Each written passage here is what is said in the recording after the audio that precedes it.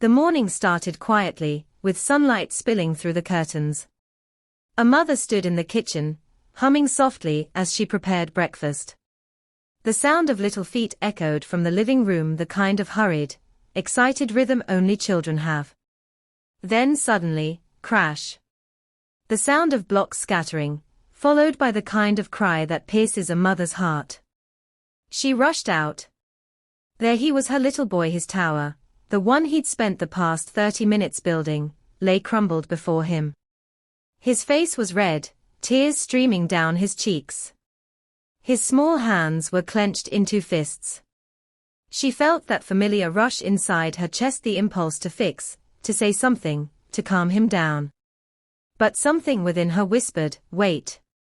Her heart remembered the words she had read just a few days earlier. When the child's heart is storming, your calm becomes their safe shore. She wanted to speak. She wanted to say, "It's okay, don't cry, or we can rebuild it." But she knew that right now, his ears couldn't hear logic. His little brain was drowning in emotion. So instead, she took a slow breath. She walked over. Quietly.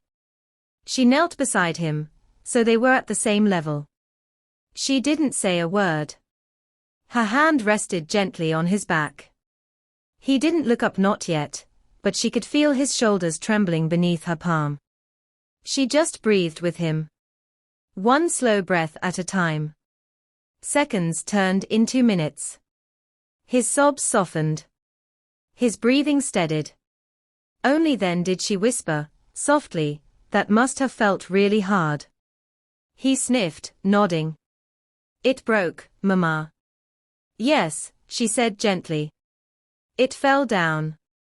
Silence again, but this time, it wasn't heavy. It was healing. He looked up at her, his eyes wet but open again. "Can you help me rebuild it?" She smiled, "Of course." Together, they began picking up the blocks.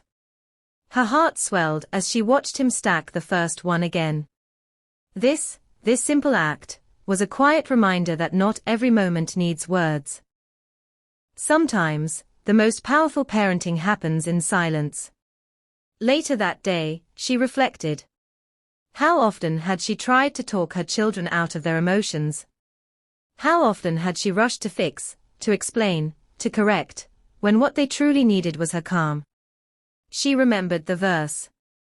"And speak to people good words." Q 2 verse 83.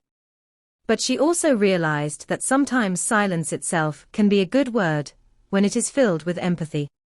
The Prophet, peace be upon him, modeled this so beautifully. He never spoke into chaos, he waited for hearts to soften. He understood that timing mattered. Once, a young boy made a mistake in front of the Prophet, peace and be upon him, and instead of scolding, he simply placed his blessed hand on the boy's shoulder and smiled. That quiet, merciful touch corrected more than 1,000 words could have. She began practicing this prophetic pause, not just with her son, but in every interaction. When her daughter rolled her eyes or snapped in frustration, instead of reacting, she reminded herself, "Breathe first. Listen later." The home began to change. The shouting that once echoed through the walls started to fade. The atmosphere felt softer, calmer. Her children began to trust her more, not because she was perfect, but because she was safe. One afternoon, her son came home upset from school. His bag dropped to the floor, his lips quivered. "They laughed at my drawing," he said. The old version of her would have jumped in. "Who laughed? What did they say?" "Don't worry, you're amazing." But now she knew better. She simply opened her arms. He leaned in, his face buried in her abaya. She rubbed his back slowly. After a while, she said, "That must have hurt." He nodded against her shoulder. "I'm sorry that happened." And after a few more moments of quiet, she said, "Would you like to draw together?" He smiled faintly. "Yes, please." It was a small victory, invisible to the world, but huge to the heart. She realized that her presence was more healing than her advice. Her calm was teaching him something no lecture ever could, that feelings are safe, that love doesn't disappear when emotions get big. That night, as she tucked him into bed, she whispered a dua. Ya Allah, make me the calm I want my child to learn from. Let my silence carry mercy, not neglect. Let my touch be comfort, not control. In the stillness of that prayer, she remembered how Allah is as-sabr, the patient, the one who doesn't rush us out of our pain, but stays with us through it. When we are overwhelmed, Allah doesn't lecture us. He doesn't say, stop crying. He reminds us softly, verily, with hardship comes ease. Quran 94:6. If Allah comforts us through patience and gentleness, why wouldn't we do the same for our children? Days passed. Then weeks. She began to see the fruits of this new rhythm. Her children's tantrums became shorter. They recovered faster. They started using her phrases, that must have felt hard, can we try again? Like echoes of her new tone.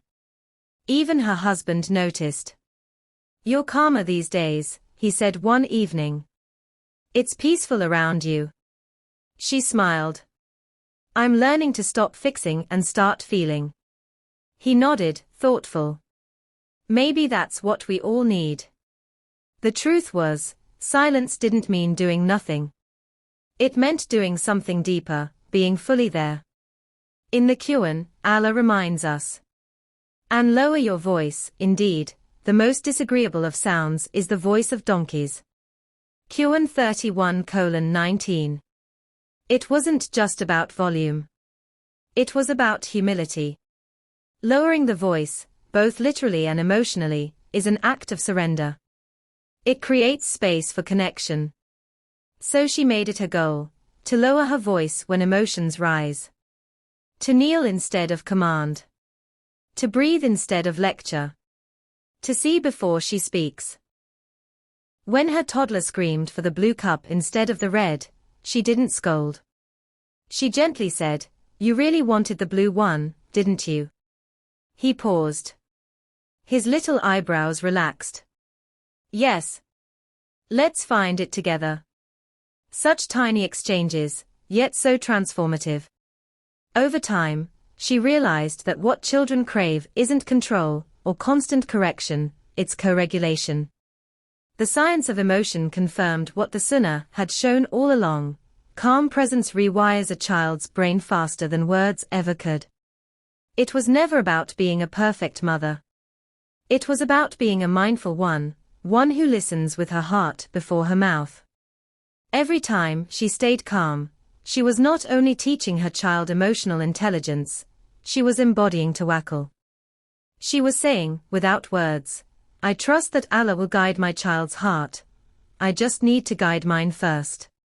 One evening, her daughter came running into her room, angry and teary after a fight with her brother. The mother listened quietly, nodding gently.